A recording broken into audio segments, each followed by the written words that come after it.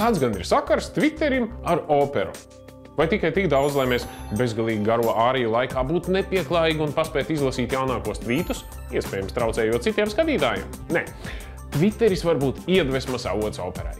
Lūk, Daugavpilī dzimušais komponists Eižens Birmanis iedvesmojās no 2012. gada vasaras notikumiem Twitterī un radīja operu.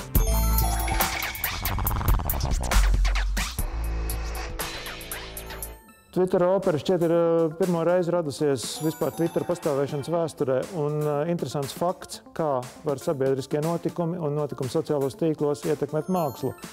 Komponistu uzrunāja šis te zināmā veidā tracis Twitterī, ļoti nikna čivināšana starp Ilvesu un Krugmenu, sakarā ar to, vai tad Igaunija ir veiksmes stāsts vai nav. Viņa doma apmaiņa arī bija par impulsu šī darba tapšanai. Formāts ir pavisam atšķirīgs no klasiskajām operām. Ja mēs dodamies klausīties Vāgnera Reinas zelta, mums jārēķinās ar 6 stundām.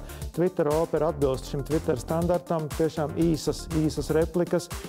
Opera ir tikai 15 minūtes, patiesībā ļoti atšķirīgi, piekritīsiet. Un līdz ar to šie izteicieni ir ļoti koncentrēti, forma ļoti precīzi organizēta, situācija dzeloša, varbūt reizēm pat nokaitēta, ļoti intensīva, tieši tā kā arī Twitterī notiek domu apmaiņa.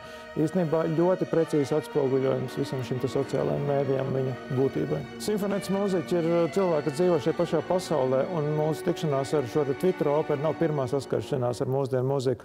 Līdz ar to tas ir mūsu pienākums, uzdevums, mums visiem ļoti interesē jaunas lietas, un mēs esam tiešām ieinteresēti padarīt gan savu, gan klausītāju dzīvi iespējami interesantu un krāsainu. Twitter opera ir tikai viens no mūsu pieturas punktiem.